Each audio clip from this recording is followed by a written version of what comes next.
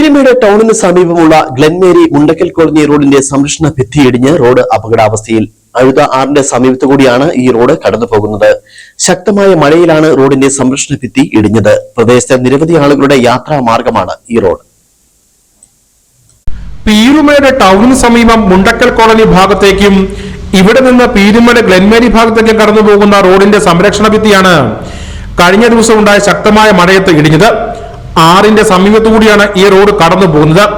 ആറിനോട് ചേർന്നുള്ള റോഡിന്റെ സംരക്ഷണ ഭിത്തിയാണ് ഇടിഞ്ഞു പോയതും. പീരുമേടുമായിട്ട് മുണ്ടക്കൽ കോളനിയുമായിട്ട് ബന്ധപ്പെടുന്ന റോഡാണ് ഈ മേലോട്ട് കിടക്കുന്നത്. ഗ്ലെൻമേരിക്കൊക്കെ പോകുന്ന റോഡാണ്.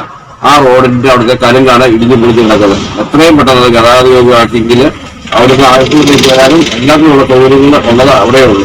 അവർക്ക് എത്രയും പെട്ടെന്ന് അത് ഗതാഗത യോഗ്യമാക്കണം. നിലവിൽ ഈ റോഡിന്റെ കൂടുതൽ ഭാഗം ഏതു നിമിഷവും ഇടിയാനുള്ള സാധ്യതയുണ്ട്.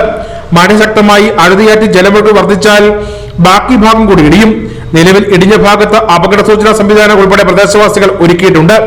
നിരവധി കുടുംബങ്ങൾ താമസിക്കുന്ന ഒരു പ്രദേശം കൂടിയാണ് ഇവിടം. ഇവരുടെയൊക്കെ ഏക യാത്രാമാർഗമാണിത്. ബന്ധപ്പെട്ട അധികൃതരുടെ നേതൃത്വത്തിൽ തകർന്ന സംരക്ഷണ ഭിത്തി പുനർനിർമ്മിച്ച് ഈ റോഡിലൂടെയുള്ള യാത്ര സുഗമമാക്കണമെന്ന ആവശ്യമാണ് ശക്തമായിരിക്കുന്നത്.